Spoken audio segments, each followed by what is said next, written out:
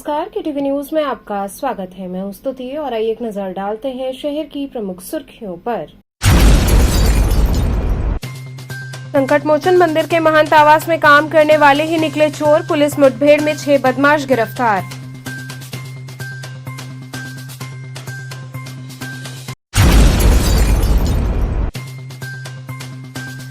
विद्युत वितरण निगम के निजीकरण के विरोध में बिजली कर्मचारियों ने किया विरोध प्रदर्शन।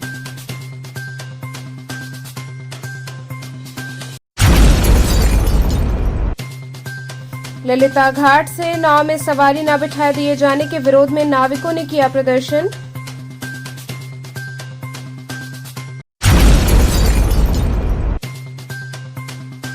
और दशाश्वमेध घाट पर बम निरोधक एवं डॉग स्क्वाड टीम ने की सघन चेकिंग।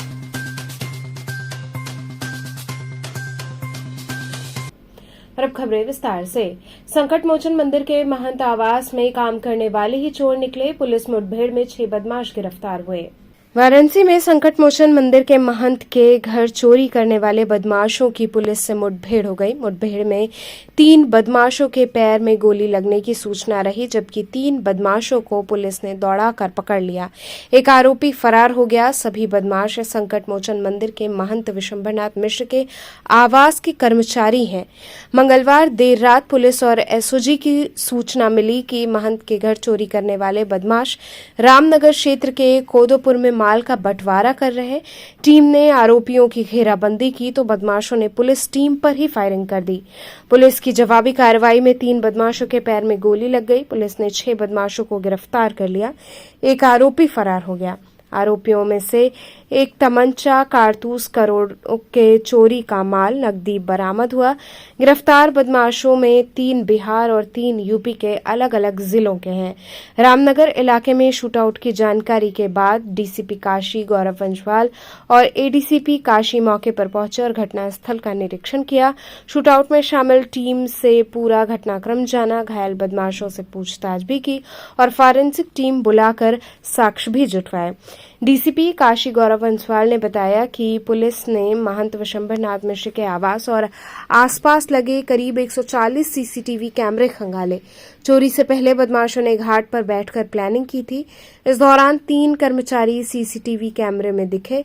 रात में रामनगर क्षेत्र में बदमाशों के होने की सूचना मिली। मंगलवार रात 1 बजे एसओजी और पुलिस टीम ने कोदोपुर में बदमाशों को घेर लिया। बदमाशों ने पुलिस पर फायरिंग कर दी। पुलिस की जवाबी कार्रवाई में 3 आरोपियों राकेश दुबे, विक्की तिवारी और गोलू पटेल के पैर में गोली लग गई, जबकि 3 आरोपी दिलीप, अतुल और शनि को पुलिस टीम ने दौड़ाकर पकड़ लिया। एक आरोपी सुरेंद्र अंधेरे का फायदा उठाकर फरार हो गया। आरोपियों से एक तमंचा, कारतूस और चोरी का माल बरामद कर लिया गया है। शेष जेवरात और सामान गिरफ्तार आरोपितों की निशानदेही पर बरामद किया जाएगा। ओके, क्या नाम है? हाँ? पिता का नाम क्या है? स्वर्गीय रामजनंद। तलाशी इनकी। ये बैग किसका है? बैग निकालो। बैग चेक करो। बैग यहाँ रखो। तुम्हारा बैग है ना ये? ठीक है। खोलो इसको। खोलो इसको।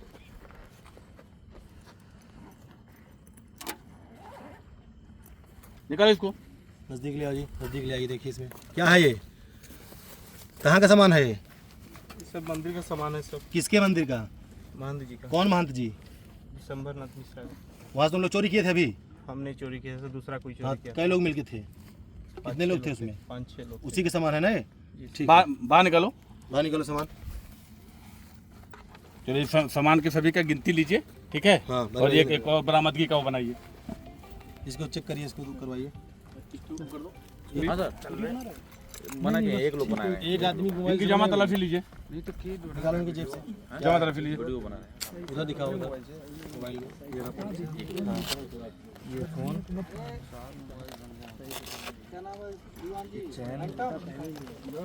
राउंड एक राउंड है, ठीक है? ठीक है, लीजिए। मैं जी नहीं इसको निकालो, जेब निकालो। जो कब्जा पुलिस लीजिए। इसको एनवेलप वो है, किसमें लेंगे इसको? कोई पन्नी नहीं पैकेट इसको रख के कब्जा पुलिस लीजिए। ठीक है। ठीक है, 2 लोग इनको जो है इनको हिरासत में पन्नी में डाल दीजिए, इसी पन्नी में डालिए, पन्नी में डालिए। आइए दूसरे वाले नजदीक ले आओ। और क्या नाम है तुम्हारा? हाँ, उठो। क्या किए थे तुम? जिन लोग के साथ में थे। क्या है ये तुम्हारा बैग है? खोलो इसको, निकाल जल्दी से लाओ। खोलो बैग खोलो।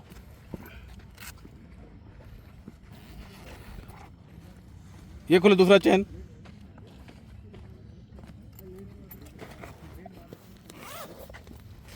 ये क्या है? निकालो। ये क्या है ये?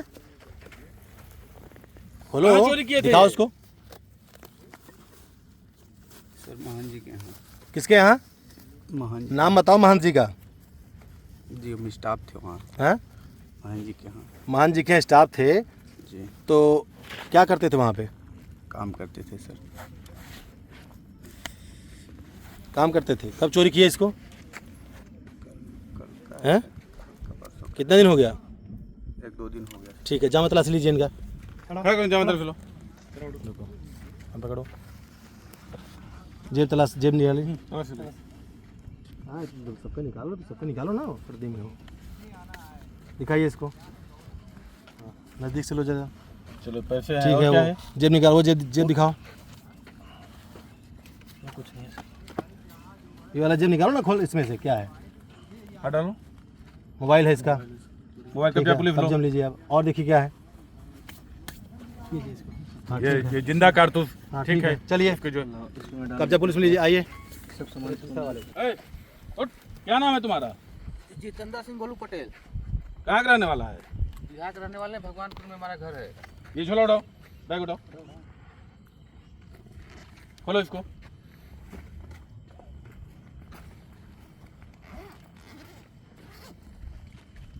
निकालो इसको। क्या है ये?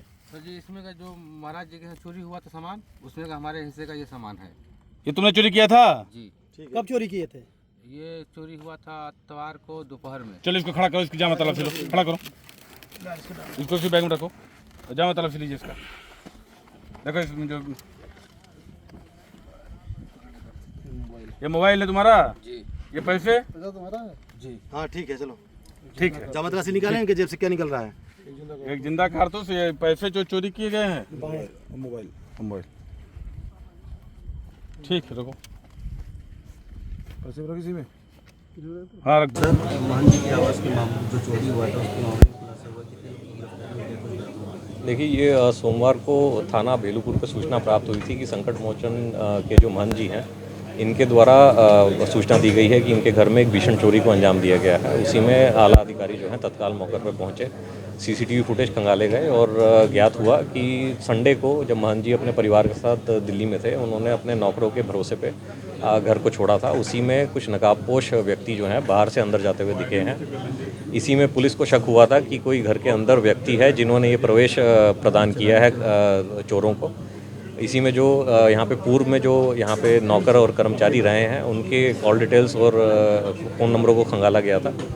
और इसी में पुलिस पीछा करते करते 20 तारीख की शाम में रामनगर में एक देहात एरिया में पहुंची, जहां पे 6 अभियुक्त जिन्होंने इस चोरी को अंजाम दिया था, वो जो चोरी का सामान था उसको आपस में बंटवारा को लेकर के बैठक कर रहे थे। उसी में पुलिस की मुठभेड़ हुई है इन लोगों के साथ। इन्होंने पुलिस पे फायरिंग की थी। जवाबी फायरिंग में 3 लोगों को गोली लगी है और 3 अन्य लोगों ने आत्मसमर्पण किया है। और उसके बाद यहाँ से इनसे जो बरामदगी हुई है वो 391 आभूषण जो एफआईआर में दिए गए थे वो पूर्णतः बरामद कर लिए गए हैं पुलिस के द्वारा। और जो नगद कैश था वो 1.5 लाख के करीब बरामद हुआ है। और इसमें पुलिस आयुक्त महोदय द्वारा पुलिस टीमों को 1 लाख रुपए के इनाम से नवाजा गया। सर ये आभूषण की कीमत लगभग कितनी रही होगी और कितने आरोपी इसमें फरार हैं? ये क्योंकि पुश्तैनी गहने हैं और बेशकीमती ये रहे होंगे, लेकिन बाज़ारी मूल्य के हिसाब से ये 1 से 1.5 करोड़ के ऊपर की चोरी रही थी। सर इसमें बताया जा रहा है कि एक अभियुक्त फरार है, तलाश जारी है। इसमें एक और अभियुक्त सामने आया है जो सुरेंद्र नाम है जिसका, उसकी भी तलाश की जा रही है। वो अभी मौके से फरार है और उसके ऊपर जल्द इनाम घोषित करके कार्रवाई की जाएगी। गैंगस्टर की भी कार्रवाई होगी क्या ऐसे? इन सभी पे गैंगस्टर की कार्रवाई और अन्य कठोर कार्रवाई की जाएगी। और सर ये जो अभियुक्त है उनका आपसी कनेक्शन क्या था? ये सभी लोग जो हैं, जो 6 अभियुक्त पकड़े गए हैं, ये सभी मंदिर में कहीं ना कहीं से और महंत जी के घर पे कर्मचारी के रूप में वर्तमान में या भूतपूर्व वहाँ पे कार्य करते रहे हैं और सभी आपस में एक फ़ोन कॉल से रिलेटेड थे, बात करते रहते थे आपस में और इनके कॉल डिटेल्स को खंगाला गया था और उसी से इस घटना का पर्दाफाश किया गया। कितने दिन से प्लानिंग चल रही थी सर? ये तकरीबन 1 महीने से लगातार प्लानिंग कर रहे थे और इनके द्वारा पूर्व में भी छोटी छोटी घटनाओं को घर पे अंजाम दिया गया था और क्योंकि ये पकड़े नहीं गए थे तो इनका मन बढ़ गया था कि इसमें एक बड़ी घटना भी करके बचा जा सकता है। विद्युत वितरण निगम के निजीकरण के विरोध में बिजली कर्मचारियों ने विरोध प्रदर्शन किया। पूर्वांचल विद्युत वितरण निगम एवं दक्षिणांचल विद्युत वितरण निगम के निजीकरण के विरोध में प्रदेश के समस्त जनपदों और परियोजनाओं पर बिजली कर्मचारियों ने व्यापक विरोध प्रदर्शन किया। संघर्ष समिति ने पावर कॉरपोरेशन के चेयरमैन पर यह आरोप लगाया कि वो आंकड़ों का फर्जीवाड़ा कर बढ़ा चढ़ाकर घाटा दिखा रहे हैं और आम उपभोक्ताओं पर इसका बोझ डालना चाहते हैं, जबकि इसके पीछे मुख्य मकसद निजी घरानों की मदद करना है। संघर्ष समिति की हुई बैठक में निर्णय लिया गया था कि निजीकरण के विरोध में समस्त जनपदों और परियोजनाओं पर अपराह्न 2 बजे से सायं 5 बजे तक व्यापक विरोध प्रदर्शन किया जाएगा। विरोध प्रदर्शन का ये कार्यक्रम 28 मई तक चलेगा। 29 मई से संघर्ष समिति ने निजीकरण के विरोध में अनिश्चितकालीन कार्य बहिष्कार की नोटिस दी है। संघर्ष समिति ने कहा कि 29 मई से होने वाले अनिश्चितकालीन कार्य बहिष्कार के पहले संघर्ष समिति के केंद्रीय पदाधिकारियों के प्रांत व्यापी दौरे आरंभ होंगे। विरोध प्रदर्शन के दौरान पावर कॉरपोरेशन प्रबंधन की दमनकारी नीति के चलते शक्ति भवन पर अनावश्यक रूप से टकराव का वातावरण उत्पन्न हुआ और कॉरपोरेशन प्रबंधन ने शक्ति भवन के सारे गेट बंद करवा दिए। पावर कॉरपोरेशन प्रबंधन की इस कार्रवाई से शक्ति भवन का कार्य प्रभावित हुआ, जिसकी सारी जिम्मेदारी चेयरमैन की है। संघर्ष समिति के पदाधिकारियों द्वारा प्रबंधन के इस कृत्य का विरोध किए जाने के बाद शक्ति भवन के गेट खोले गए। ये आज का कार्यक्रम जो है ये धरने का चल रहा है निजीकरण के विरोध में। 28 नवंबर से हम लोग निजीकरण का विरोध कर रहे हैं, लेकिन प्रबंधन और सरकार इसको गंभीरता से नहीं ले रही है। कल से हमारा 3 घंटे का कार्य बहिष्कार 2 बजे से लेके 5 बजे तक चलेगा और वर्क रूल साथ में चलेगा। मैं आपको बताना चाहता हूं कि ये सरकार और प्रबंधन बिल्कुल हिटलर शाही अंदाज में काम कर रही है, जो अपने द्वारा किए गए समझौतों का पालन नहीं कर रही है। सन 2000 में जब विद्युत परिषद का विघटन हुआ तो इन्होंने लिखित समझौता, मुख्यमंत्री के हस्ताक्षर हैं, विद्युत मंत्री के हस्ताक्षर हैं, 10-10 कैबिनेट मिनिस्टरों के हस्ताक्षर हैं कि विद्युत विभाग में काम करने वाले किसी भी कर्मचारी की कोई भी सुविधा में घटोत्तरी कमतर नहीं किया जाएगा। लेकिन ये सरकार जो है सन 2016 में बेचने का प्रयास किया। बनारस को, गोरखपुर को, नोएडा को, गाजियाबाद को, मेरठ को आंदोलन करना पड़ा। फिर जीपीएफ का घोटाला आईएएस प्रबंधन ने किया, उसके खिलाफ आंदोलन 36 दिन चला। सरकार ने जिम्मेवारी लिया कि जब पावर कॉरपोरेशन पैसा नहीं देगा तो हम दे देंगे। फिर इसके बाद ये आगरा को दे दिए, जहां की इनकी नीतियों की वजह से 200-250 करोड़ रुपया प्रति वर्ष का नुकसान है। ग्रेटर नोएडा में 1000 करोड़ प्रति वर्ष का नुकसान है। जो आज बिजली 6.5 रुपया अधिकतम हम किसानों को, गरीबों को घरेलू कनेक्शन को 3 रुपये से 6.5 रुपये तक दे रहे हैं, ये बढ़ कर के 15 रुपये 16 रुपये हो जाएगी।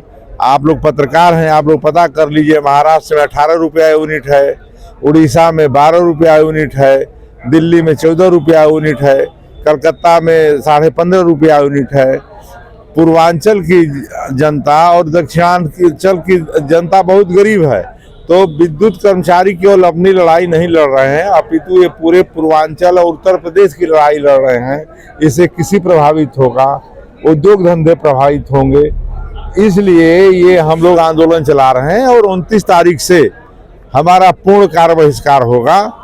यदि समय रहते सरकार और प्रबंधन ने नहीं ध्यान दिया तो। प्रबंधन झूठ बोल रहा है, ऊर्जा मंत्री झूठ बोल रहे हैं, सरकार को ये लोग गुमराह कर रहे हैं।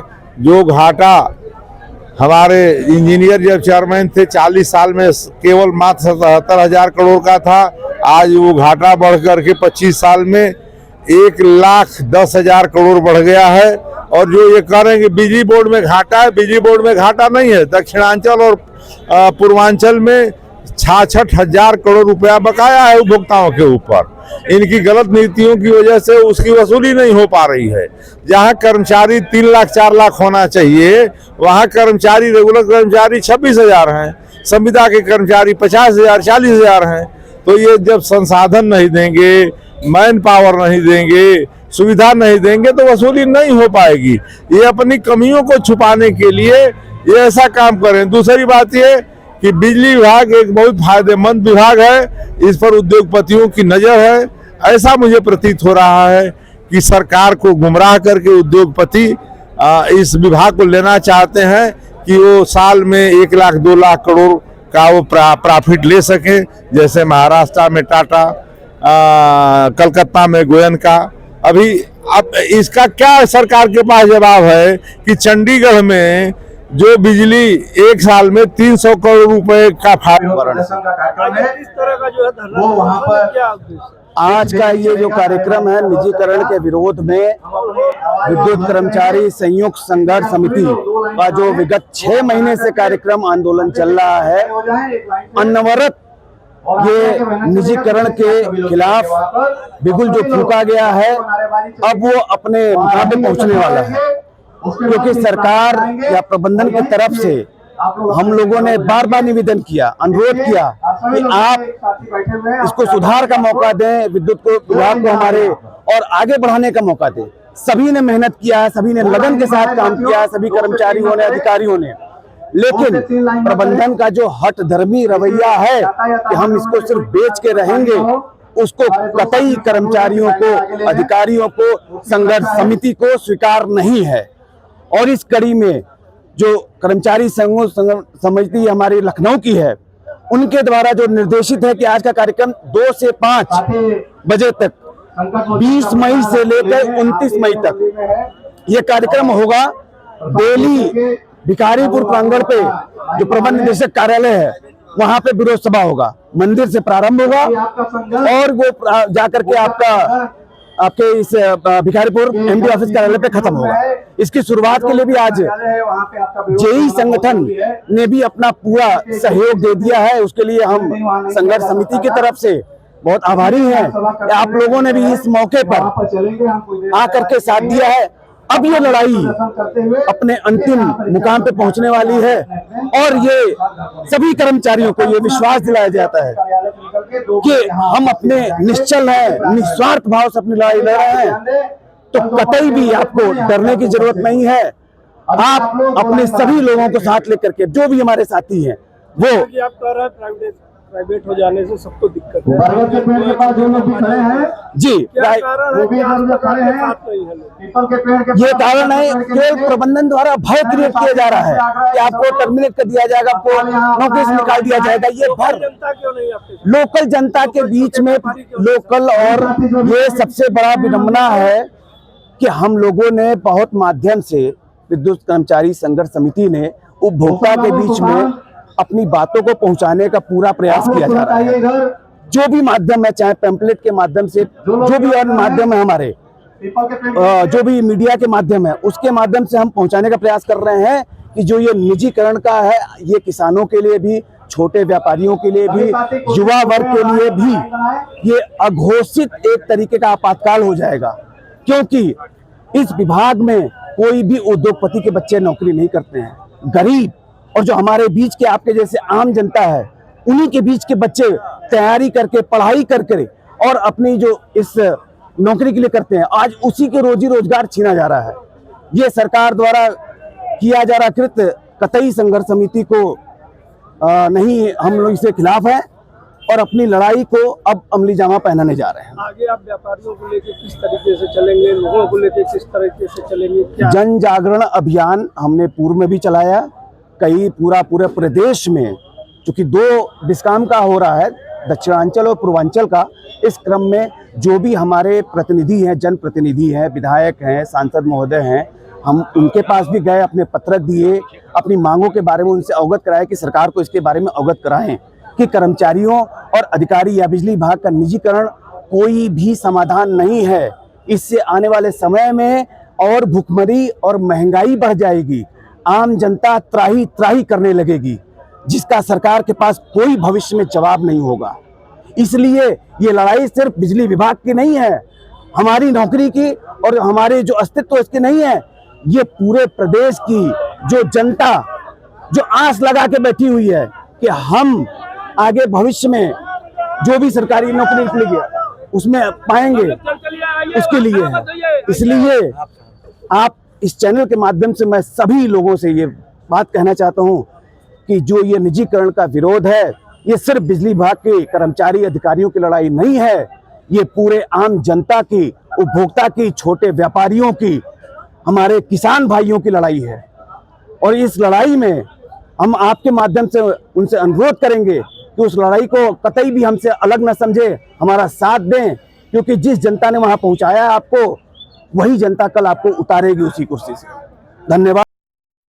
ललिता घाट से नाव में सवारी नहीं बिठाए दिए जाने के विरोध में नाविकों ने प्रदर्शन किया। ललिता घाट कॉरिडोर के सामने नाविक समाज के लोगों ने जबरदस्त विरोध प्रदर्शन किया। मीडिया से बात करते हुए प्रमोद मांझी ने बताया कि ललिता घाट से पुलिस प्रशासन के लोग नाविकों को सवारी नहीं बिठाने दे रहे हैं। इसकी गुहार हम लोगों ने जिला प्रशासन से लगाई थी, लेकिन जिला प्रशासन नजरअंदाज कर गया। मैं यहां पर आया, नाविकों से बात की, मंदिर प्रशासन के लोग यहां आने वाले हैं, उनसे बात होगी कि नाव संचालन को रोककर ये सरासर अन्याय है। इसलिए हम लोगों ने यहां आकर सभी नाविकों से बात की और आगे अभी बात चल रही है। देखा जाए तो प्रशासन का अपना काम है लोगों की रक्षा करना। उनको ये भी पता होना चाहिए कि गंगा किनारे रहने वाले लोग, वास्तव में गंगा जी में नाव लेकर विचरण करने वाले लोग, रक्षा सुरक्षा करने वाले नाविक समाज के लोग ही होते हैं। पहले प्रशासन को नाविक समाज के जीविका को भी जानना चाहिए। हमारी जीविका को ठप कर देना ये सरासर गलत है। इसलिए आज नाविक समाज के लोग नाराज हैं और आक्रोशित हैं। ये लगभग 15 दिनों से नाव में सवारी बिठाने के लिए प्रशासन द्वारा रोका जा रहा है। नाविक समाज के लोग एडीसीपी के यहाँ गए थे तो उन्होंने आश्वासन दिया था कि मैं नाव संचालन जल्द से जल्द शुरू करवा दूंगा। उन्होंने नौका संचालन शुरू भी करवा दिया, लेकिन 2 दिन बाद फिर वही बात हुई, नौका संचालन बंद कर दिया गया। हालांकि हम यहाँ पर सवारी की लोडिंग नहीं करेंगे, भीड़ वहां अगर हो जाती है तो हम लोग दूसरे घाट से सवारी बिठाएंगे, लेकिन ओवरलोडिंग नहीं करके चलाएंगे।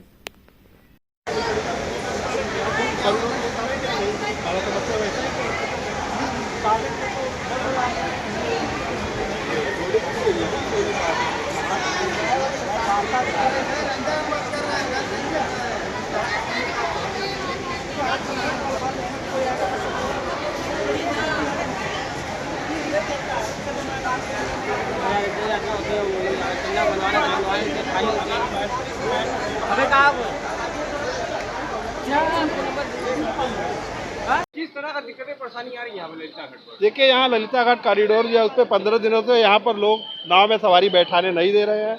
इसकी गुहार हमसे बार बार लगाई जा रही थी, लेकिन अब शायद ये चरम पे था कि भाई लोग अपना जीवन यापन करें तो कैसे करें। तो मैं यहाँ आया था और लोगों से मैंने बातचीत किया। शायद अभी मंदिर के तरफ से कुछ लोग आने वाले हैं, बात होगी, क्योंकि लोगों को जीवन के संचालन को रोक देना यह सरासर अन्याय है। इसलिए हम लोगों ने यहाँ पर आके लोगों से बातचीत किया और आगे अभी बात होनी कुछ बाकी है। अच्छा जी, देखा जाए लगातार प्रशासन के द्वारा आपके पास मीटिंग होती तो इसके क्या दिक्कतें आई अभी? नहीं, देखिए, देखा जाए तो प्रशासन का अपना काम है लोगों की रक्षा करना, लेकिन उनको ये भी पता होना चाहिए कि गंगा किनारे रहने वाले लोग, वास्तव में गंगा जी में जो आके विचरण करने वाले लोग हैं, उसका रक्षा सुरक्षा करने वाले लोग हम माझी समाज के ही लोग होते हैं। तो किसी तरह की रक्षा सुरक्षा की बात करने से पहले हम माझी समाज के लोगों की जीविका को भी जानना चाहिए, और हमारी जीविका को एकदम से ठप कर देना ये सरासर गलत है। इसलिए आज हमारे लोग थोड़ा नाराज है, आक्रोशित है, और इसी पर हम बात करने आए हैं। क्या घटना है, पूरा मामला क्या है? घटना लगभग 15 दिन के ऊपर हो गया। लोगों का कहना है कि पहले तो लोगों ने यही बताया कि पाकिस्तान और हिंदुस्तान का जो थोड़ा सा तकरार हुआ था, उसको देखते हुए इसको हम लोगों ने बंद किया है। फिर हमने एडीसीपी सर के यहाँ जाके बात किया तो उन्होंने साफ साफ इस चीज़ को कहा कि नहीं, मैं जाके नाव संचालन शुरू करवाता हूँ। उन्हें नौका संचालन शुरू भी करवा दिया, लेकिन 2 दिन बाद फिर वही बात सुनने को आ रहा है कि यहाँ पर नौका संचालन फिर से रोक दिया गया है। तो जिसपे जब एक तरफ से उच्च अधिकारी ने हमको आदेशित किया कि नहीं नौका संचालन शुरू रहेगा, हाँ हम यहाँ पर जरूरत पड़ी तो अनलोडिंग नहीं करेंगे, जब यहाँ भीड़ भाड़ ज़्यादा हो जाएगा तो हम अनलोडिंग बगल के घाट मीर घाट या मणिकर्णिका सिंधिया घाट पर कर लेंगे, लेकिन लोड तो हम करेंगे। और लोड करना एक तरह से यहाँ पर उन लोगों की समस्या का समाधान है। लोग कह रहे हैं कि बहुत ज़्यादा लोड हो जा रहा है, तो यदि हम यहाँ से लोगों को नाव में ले जाते हैं तो एक तरह से यहाँ इनकी समस्या का हम समाधान कर रहे हैं। और ये चीज़ उनको समझनी पड़ेगी, जाननी पड़ेगी, और हमारे जीविका को एकदम जिस तरह से चलता रहा उसको चलने देने के लिए उनको आदेश देना होगा। मान लीजिए मांगे पूरी नहीं होगी तो क्या आंदोलन चलेगा क्या? भाई देखिए, अगर रोज घुट के मरना पड़ेगा तो शायद हमको एक दिन मर जाने में कोई दिक्कत नहीं होगा। जरूरत पड़े तो एक दिन में मर के हम दिखा देंगे कि नहीं, अगर हमारे जीवन की सुरक्षा नहीं हुई तो हम खुद से अपने आप को जरूरत पड़ी तो यहाँ पर किसी न किसी तरह से हम लोग धरना प्रदर्शन कर, अनशन कर, जरूरत पड़ा तो आखिरी क्षण तक की लड़ाई हम लोग यहाँ से बिगुल फूंक देंगे। दशाश्वमेध घाट पर बम निरोधक एवं डॉग स्क्वाड टीम ने सघन चेकिंग अभियान चलाया। दशाश्वमेध घाट पर बम निरोधक एवं डॉग स्क्वाड टीम ने सघन चेकिंग अभियान चलाया। मीडिया से बात करते हुए आशीष तिवारी, कोषाध्यक्ष गंगा सेवा निधि, ने बताया कि हर दिन की भांति सुरक्षा व्यवस्था को देखते हुए बम निरोधक दस्ता चेकिंग करके जाता रहा है। वर्तमान में अभी पहलगाम में घटना घटी है, उसकी वजह से प्रशासन की सक्रियता और बढ़ गई है, जिससे गहन रूप से चेकिंग होती है। कहीं न कहीं इसकी आवश्यकता भी थी और प्रशासन अपना काम बहुत ही मुस्तैदी से करती है। गंगा आरती देखने के लिए पूरी दुनिया से लोग आते हैं। दैनिक गंगा आरती आकर्षण का केंद्र बना हुआ है। बाबा विश्वनाथ के दर्शन करने के बाद मां भगवती की आरती में लोग सम्मिलित होते हैं। प्रशासन की गति बराबर बनी रहती है, उसमें सक्रियता बनी रहती है।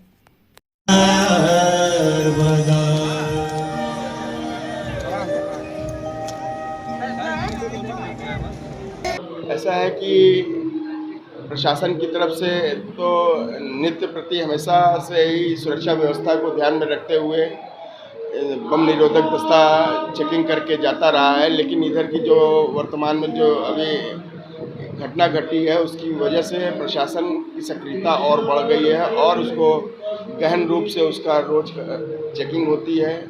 और कोई भी व्यक्ति उनको अज्ञात इस तरीके का लगता है तो उसको भी वो बाकायदे उसका भी आइडेंटिफिकेशन करती है, उससे पूछताछ करती है। तो ये कहीं न कहीं बहुत इसकी आवश्यकता भी थी और प्रशासन अपना काम बहुत मुस्तैदी से करती है। देखा जाए यहाँ पे बहुत ज़्यादा भीड़ होता है, तो इसके लिए प्रशासन किस तरह अलर्ट है? यहाँ पे पूरी दुनिया से सारे दर्शनार्थी आते हैं। सांध्य की आरती, गंगा आरती आज एक आकर्षण का केंद्र हो गया है। बाबा विश्वनाथ के दर्शन करने के बाद माँ भगवती की आरती में लोग शामिल होना चाहते हैं, लेकिन प्रशासन की गश्ती बराबर वो बनी रहती है, उसमें सक्रियता बनी रहती है और हर व्यक्ति भी उसमें कहीं ना कहीं अपनी भूमिका निभाता है कि उसमें एक जागरूकता बनी रहे। लोग एक दूसरे को भी वॉच करते रहते हैं और प्रशासन को कई बार उनके यहाँ पे गश्त होते रहते हैं, बीच बीच में लोगों को रोक रोक करके पूछना, उनकी सक्रियता बनी रहती है। वो तो लगातार बम निरोधक जो उनका दस्ता रहता है वो सारी चीज़ें हैं। कभी कभी इनके डॉग स्क्वाड वगैरह भी अक्सर इनके रहते हैं और बाकी सारी लोग उनकी पूरी जो टीम है सारी सक्रियता के साथ सारी इनकी अपनी भूमिका रहती है। ग्राम सरायकाजी में भूमाफियाओं द्वारा जमीन कब्जा का आरोप लगाते हुए प्रधान के साथ पहुंचे कांग्रेस जनों ने ज्ञापन दिया। ग्राम सरायकाजी परगना अठगांवा तहसील पिंडरा जिला वाराणसी में भूमाफियाओं द्वारा जमीन कब्जा का आरोप लगाते हुए प्रधान के साथ कांग्रेस जनों ने जिला मुख्यालय पहुंचकर विरोध किया। ग्राम प्रधान ने बताया कि अराजी नंबर 78 व अराजी नंबर 62 तक प्राकृतिक सरकारी नाला ग्राम सभा सरायकाजी की सरकारी संपत्ति है, जिसको दिलीप जायसवाल के द्वारा अवैध ढंग से मौके पर कब्जा किया जा रहा है। जबकि दिलीप जायसवाल ने समीम अनवर खान से मैं बाउंड्री वॉल जमीन क्रैक किया गया था, परंतु दिलीप कुमार द्वारा बाउंड्री वॉल तोड़कर ग्राम सभा की भूमि पर अवैध ढंग से कब्जा किया जा रहा है, जिसके बाबत प्रार्थी ने कई प्रार्थना पत्र दिया परंतु कोई कार्रवाई नहीं हुई। गांव सभा के लोग जब मना करने गए तो दिलीप जायसवाल के गुंडे किस्म के लोग उसके सुरक्षा में खड़े थे। ग्रामवासियों को जान से मारने के लिए दौड़ा लिया। ग्रामवासी थाना और एसडीएम पिंडरा के यहां लिखित गुहार लगाई, लेकिन कोई कार्रवाई नहीं हुई। वर्तमान समय में दिलीप जायसवाल द्वारा जेसीबी और ट्रैक्टर लगाकर मौके पर ग्राम सभा की जमीन पर अवैध कब्जा किया जा रहा है। मैं ज्ञापन इस माध्यम में दिया हूं कि मेरे गांव के बंजर भूमि पर भूमाफियाओं द्वारा कब्जा कराया जा रहा है और हम ग्रामवासियों के बार बार मना करने पर प्रशासन के बल पे कब्जा कराया जा रहा है। हम लोगों को डराया एवं धमकाया जा रहा है कि आप मौके पर जाओगे तो आपके खिलाफ मुकदमा कायम करके जेल में डाल देंगे। श्रीमान जी, मैं प्रधान होते हुए हम चाहते हैं कि हम प्रधानों का जो अधिकार है वह हम प्रधानों को मिलना चाहिए। ग्राम सभा की भूमि पर ग्राम सभा का अधिकार होता है, तो ग्राम सभा के अधिकार को खत्म न किया जाए और सरकारी जमीन को खाली करा करके हम ग्रामवासियों के साथ न्याय हो, यही हमारी मांग है। धमकी प्रशासन द्वारा दी गई, माननीय चौकी इंचार्ज द्वारा और कानीगो द्वारा। चौकी इंचार्ज अभिषेक राय जी हैं एवं कानीगो योगेंद्र सिंह है। हैप्पी मॉडल स्कूल के बच्चों ने वृद्धाश्रम जाकर वृद्धाओं से मुलाकात की और उन्हें सम्मान व उपहार दिए। Happy model group of school की सिगरा शाखा की ओर से छात्र छात्राओं ने दुर्गाकुंड स्थित आश्रम में रहने वाली वृद्ध महिलाओं से मुलाकात की। इस अवसर पर छात्रों ने उन सब के साथ समय बिताकर उनके अकेलेपन को दूर करने तथा उनका आशीर्वाद प्राप्त करने का प्रयास किया। विद्यालय की ओर से तथा विद्यालय की निदेशिका नीता सिंह के सहयोग से गर्मी की अधिकता को देखते हुए खाद्य सामग्री, सूती साड़ियां, सूती मैक्सी, गमछे, पंखे तथा खाने पीने की सामग्री प्रदान की गई। इस भ्रमण का उद्देश्य बच्चों में करुणा और दया की भावना को विकसित करना था। इस अवसर पर निदेशिका नीता सिंह, विद्यालय के अध्यापकगण व छात्र छात्राएं उपस्थित रहे।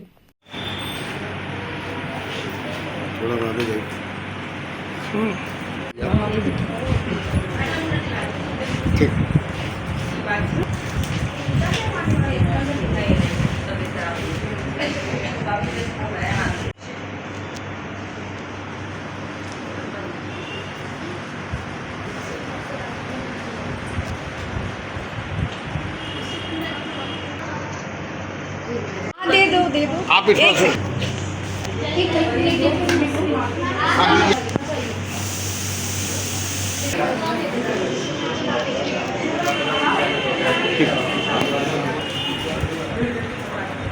इधर देखिए जरा बाबू, तुम उस साइड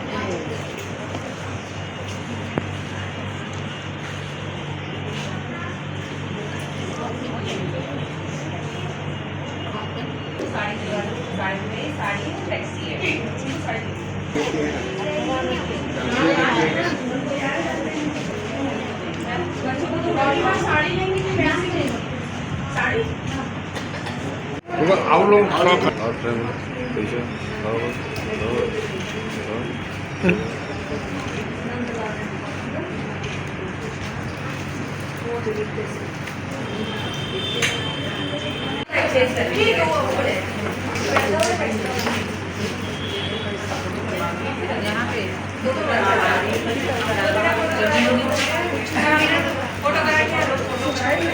मैं यहाँ पे अपने बच्चों, अपने टीचर्स, शिक्षकों के साथ में और सपोर्टिंग स्टाफ के साथ में आज यहाँ वृद्धाश्रम हम आए थे। हमारा ये प्रयास रहा, इस गर्मी को देखते हुए हम कुछ पल अपने दादा दादियों के साथ, दादी लोगों के साथ बिताना चाहते थे और बच्चों के लिए भी बहुत अच्छा अनुभव रहा, हमारे लिए बहुत अच्छा अनुभव रहा। हैप्पी मॉडल हमेशा से इन सब कामों में हमेशा अग्रसर रहता है और आगे रहता है। बच्चे भी हमारे ये सारी चीज़ें बहुत अच्छे से सीखते हैं। उन्होंने बहुत अच्छे से सभी दादियों के साथ समय बिताया, उनके अनुभव प्राप्त किए और उनके साथ में जो है उन्होंने भी सीखा कि बड़ों का क्या अहमियत है, बुजुर्गों का हमारे जीवन में कितना महत्व है। तो इस अच्छे अवसर के लिए मैं यहाँ के संस्थापक जी का और यहाँ की सारी संस्था का आभार व्यक्त करती हूँ और धन्यवाद देती हूँ कि हमारे यहाँ पर आने और जाने में सब कुछ बहुत अच्छे से रहा। धन्यवाद। कितने लोगों को आप लोगों ने किट वितरित किया? यहाँ पर 20 लोग थे और सब कुछ और भी लोग थे, उनको सभी लोगों को किट वितरण किया गया। श्री अग्रसेन महिला समिति के 41वें ग्रीष्मकालीन शिविर का शुभारंभ हुआ।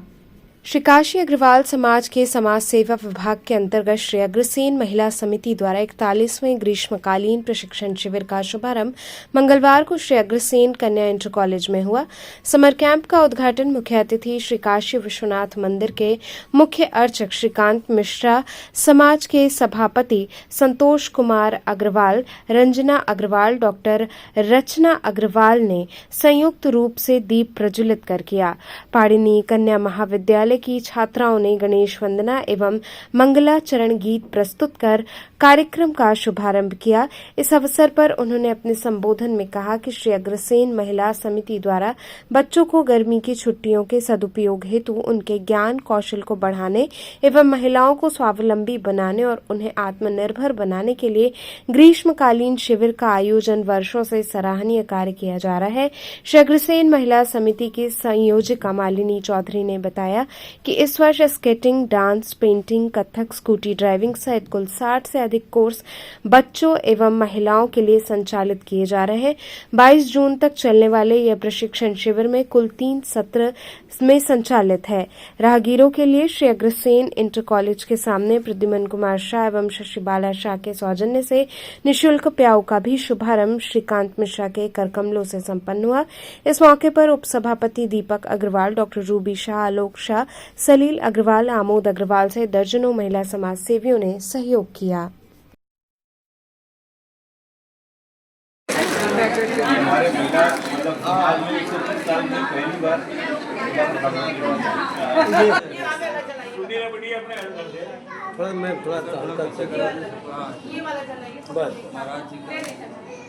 गुरुजी इधर था।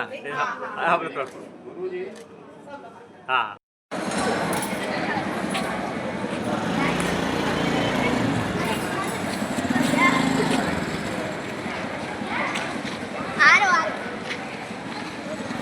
स्वावलंबन की दृष्टि से, उनकी आत्मनिर्भरता की दृष्टि से समाज सेवा के विभिन्न प्रकल्प चलाए जाते हैं। तो यह निश्चित रूप से स्तुत्य है, अभिनंदनीय है। और चूँकि यही एक समय ऐसा होता है जब बच्चों की छुट्टी भी होती है और जो गृहिणी हैं या फिर अन्य भी जो विधा के जुड़े हुए लोग हैं उनको एक थोड़ा अवकाश मिलता है। तो उस अवकाश का जो सदुपयोग है वह ग्रीष्मकालीन सत्र के इस कार्यक्रम के माध्यम से उनको प्राप्त होगा और समाज सेवा के विभिन्न प्रकल्प जो चलाए जाएंगे उसमें वह सब उनकी सहभागिता सुनिश्चित होगी। वह आदरणीय और स्तुत्य प्रयोग है और हम बहुत इस प्रयोग का अभिनंदन करते हैं। निरंतर 41 साल से 40 साल से हो रहा है, ये 41वां शिविर है और इसमें हम लोगों बच्चों को खासतौर से जो अपने परिवार की बच्चियां हैं उनको ये प्रशिक्षण देते हैं। इस बार बहुत अच्छा हो रहा है कि मारुति कार भी सीखने के लिए प्रशिक्षण दिया जा रहा है, स्कूटी प्रशिक्षण और विभिन्न कलाओं में प्रशिक्षण दिया जा रहा है जो बच्चों को अपने पैरों पर खड़े होने के लिए, स्वावलंबी बनाने के लिए एक उद्देश्य इसका है। और साथ में हमारी माता बहनें भी इसमें काफ़ी सहयोग करती हैं और संकोच कोई उसमें संकोच न करके अपने परिवार से जो हुनर उनके पास है वो हुनर से छोटे बच्चों को सिखाती हैं। तो ये बहुत बड़ा अपने काशी अग्रवाल समाज का चल रहा और निरंतर 40 साल चल रहा है।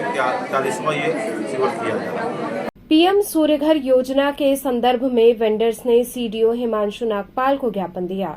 पीएम सूर्यघर योजना के क्रियान्वयन में वेंडरों द्वारा सामना की जा रही चुनौतियों एवं उनके समाधान हेतु सुझाव को लेकर मुख्य विकास अधिकारी हिमांशु नागपाल से मुलाकात कर उन्हें ज्ञापन दिया गया। ज्ञापन दे रहे लोगों ने बताया कि हम वाराणसी के सौर ऊर्जा वेंडर पीएम सूर्यघर योजना को सफल बनाने के लिए पूर्ण रूप से प्रतिबद्ध हैं। इस दिशा में हम निरंतर प्रयासरत हैं और हमें ये स्वीकार करने में कोई संकोच नहीं है कि अन्य जिलों की तुलना में वाराणसी जिले में नेडा और बैंकों का सहयोग वास्तव में सराहनीय रहा। तथापि कुछ ऐसी चुनौतियां हैं जिनका सामना हम वर्तमान में कर रहे हैं और यदि इन पर ध्यान दिया जाए तो हमारा जिला न केवल उत्तर प्रदेश में बल्कि पूरे देश में सौर ऊर्जा के क्षेत्र में प्रथम स्थान प्राप्त कर सकता है।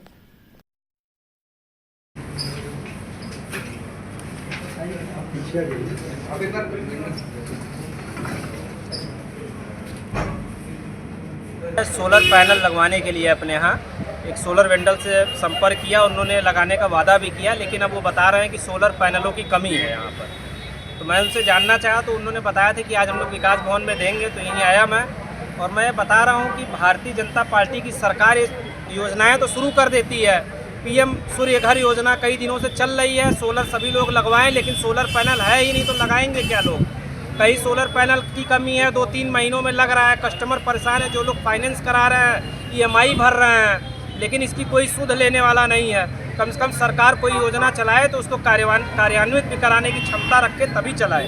आज जो प्रधानमंत्री की बहुत ही मुख्य योजना है, प्रधानमंत्री सूर्यघर सोलर योजना, उसके अंतर्गत सभी वेंडर्स को जो समस्याएं उत्पन्न हो रही थी, चाहे वो पैनल को लेकर, नेट मीटरिंग को लेकर, या जो नए मीटर सिस्टम आया है GMR मीटर को लेकर, उन सभी को लेकर सभी वेंडर्स ने आज के एक CDO साहब को ज्ञापन दिया है, पत्रक दिया है, जिसमें एक बताया गया है कि केवल कस्टमरों की न सुनकर वेंडरों के बारे में भी सुना जाए, उनकी समस्याओं को भी सुना जाए और एक वन स्टॉप सोल्यूशन का भी किया जाए, जिससे वेंडरों को जगह जगह भागना न पड़े। और जो वेंडरों के खिलाफ एक नोटिस जारी होती है जो पब्लिक कर दी जाती है, जिससे उनकी छवि धूमिल होती है, वो पब्लिक न करे बिना किसी पूर्व जांच के। समस्या जो भी बताया ऊपर हम लोग पैनल के लेकर काफ़ी समस्या झेल रहे हैं। अडानी पैनल कस्टमर के बीच में हमारे बीच में काफ़ी कठिनाइयाँ हो रही हैं। इसी सब को लेकर सीधे साहब को ज्ञापन किया गया कि सब पैनल की तस्वीर जल्द से जल्द कराई जाए, जिससे कि हम लोग प्रधानमंत्री के ड्रीम प्रोजेक्ट को ज़्यादा से ज़्यादा लोगों तक पहुँचा पाए। महासंघ कार्यालय लोक निर्माण विभाग परिसर में बैठक संपन्न हुई। महासंघ कार्यालय लोक निर्माण विभाग परिसर वरुणा पुल नदेसर में रामचंद्र गुप्ता जिलाध्यक्ष की अध्यक्षता में बैठक संपन्न हुई। बैठक का संचालन ब्रजेश यादव जिला मंत्री ने किया। इस अवसर पर रामचंद्र गुप्ता जिलाध्यक्ष ने बताया कि आगामी 24 मई को उत्तर प्रदेशी चतुर्श्रेणी राज्य कर्मचारी महासंघ लखनऊ का प्रांतीय अधिवेशन चुनाव उद्यान निदेशालय जवाहर भवन के सामने मार्ग पर होगा, जिसमें मुख्य अतिथि उप मुख्यमंत्री ब्रजेश पाठक होंगे। 75 जिलों से समस्त विभागों के कर्मचारी अधिवेशन में भाग लेंगे। वाराणसी से काफी संख्या में अन्य विभागों से दिनांक 24 मई को लखनऊ प्रस्थान करेंगे। बैठक में मंडल अध्यक्ष उमेश बहादुर सिंह, मंडल मंत्री सत्येंद्र कुमार सिंह, रामबदन यादव, संजय कुमार तिवारी इत्यादि काफी संख्या में कर्मचारी उपस्थित रहे। आज बैठक हमारे हर मासिक बैठक होती है और आज हम लोग मासिक बैठक करने का मेन पर्पज ये था कि 24 मई को हमारा प्रांतीय अधिवेशन लखनऊ में आपके उद्यान निदेशालय में है। उसके मुख्य अतिथि आपके उत्तर प्रदेश सरकार के उप मंत्री BS पाठक जी हैं। उसी में चुनाव में अधिवेशन में भाग लेने हेतु 75 जिलों से कर्मचारी वहाँ भागीदारी करेंगे। वाराणसी से काफ़ी संख्या में कर्मचारी और 24 तारीख को सुबह ही ट्रेन से लखनऊ के लिए रवाना होंगे। आज यही कर्मचारी को बुला करके और चुनाव में भागीदारी करने के लिए हम लोग आज एक बैठक भी किए हैं और यही है आज हम लोग का महत्वपूर्ण बैठक। सेवाग्य संस्थानम की ओर से पत्रकार वार्ता का आयोजन किया गया। लंका स्थित एक होटल में सेवाग्य संस्थानम द्वारा एक प्रेस कॉन्फ्रेंस का आयोजन किया गया। इस प्रेस कॉन्फ्रेंस को प्रोफेसर हरेंद्र राय और शिवम पांडे ने संबोधित किया। उन्होंने बताया कि सेवाग्य संस्थानम सामाजिक जीवन के समग्र क्षेत्र में कार्य करने वाला संगठन है। ये मंत्र माता भूमि पुत्रो हम पृथ्वी में उद्घोषित विश्व बंधुत्व के आधार पर कार्य करता है।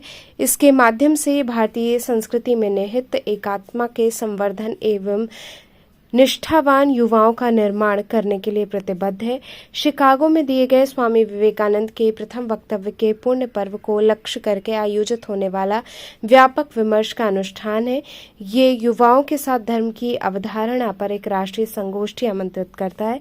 ये जीवन के सर्वांगीण विकास के विरोधाभासों को पहचानने, उनसे बाहर निकलने और इस प्रक्रिया में सनातन धर्म की महत्वपूर्ण भूमिका को सैद्धांतिक और व्यवहारिक धरातल पर निरूपित करने का प्रयास है। काशी, अयोध्या, मथुरा और हरिद्वार में 4 सफल आयोजनों के उपरांत वर्ष 2025 में ये कांचीपुरम तमिलनाडु में आयोजित हो रहा है।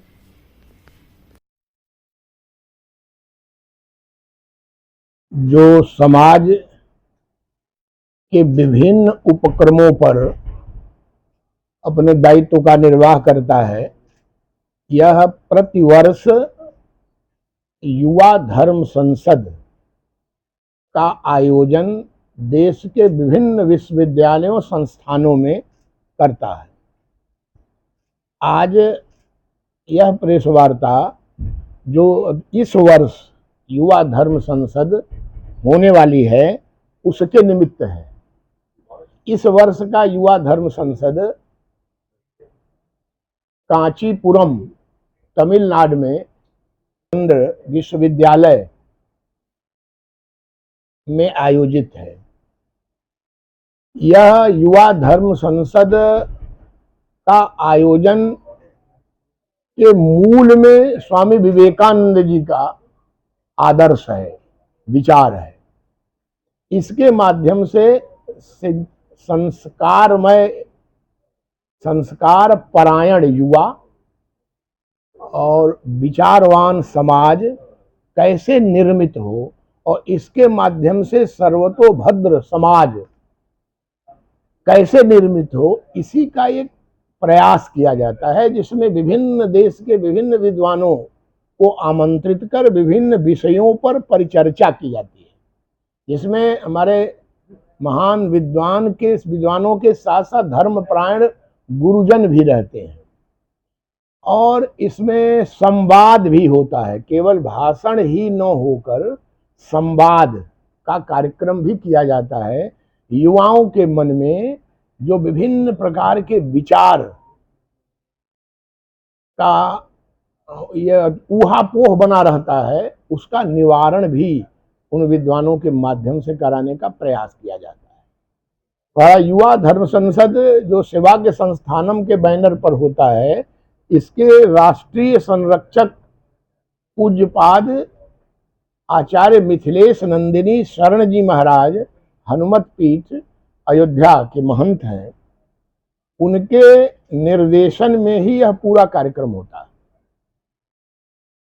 अब तक काशी, मथुरा, अयोध्या और हरिद्वार 4 जगह 4 पुरियों में इसका बहुत सकुशल आयोजन हो चुका है। यह 5वां उपक्रम है जो काशीपुरम में शंकराचार्य जी के देखरेख में वहां यह संपन्न। भारत पाकिस्तान के युद्ध की भविष्यवाणी पर स्वामी जितेंद्रानंद सरस्वती ने अपना वक्तव्य दिया।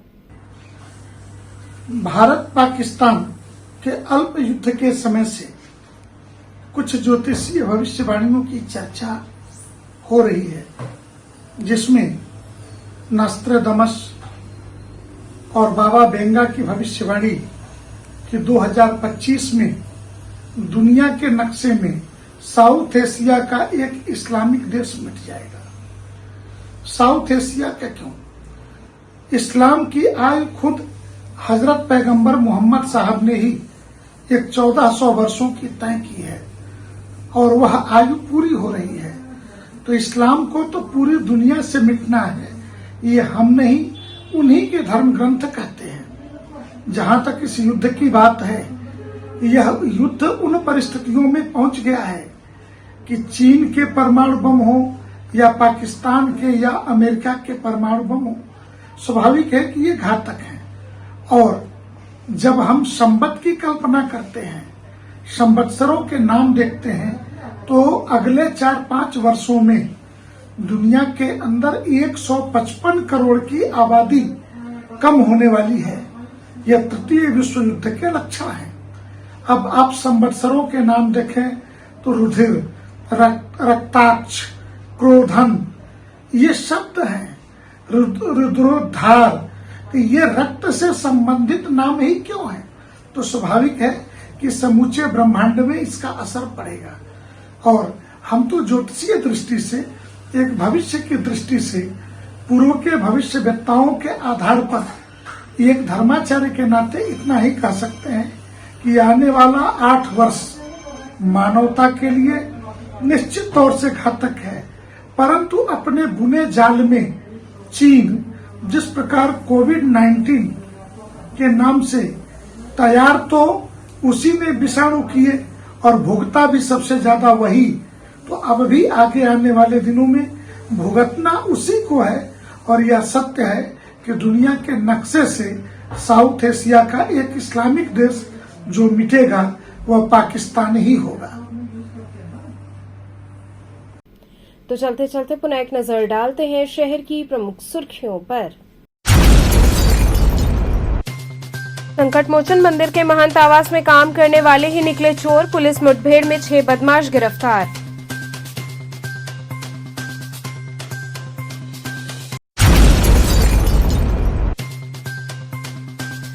विद्युत वितरण निगम के निजीकरण के विरोध में बिजली कर्मचारियों ने किया विरोध प्रदर्शन।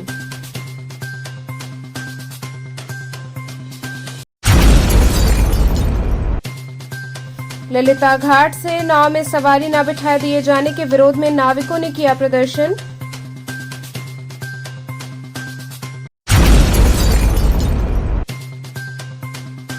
और दशाश्वमेध घाट पर बम निरोधक एवं डॉग स्क्वाड टीम ने की सघन चेकिंग।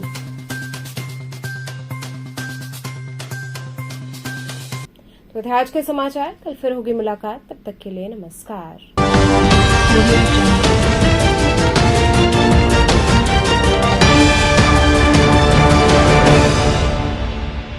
खबरों से जुड़े रहने के लिए हमारे चैनल KTV वाराणसी को सब्सक्राइब करें और लेटेस्ट अपडेट्स के लिए बेल आइकन को प्रेस करें।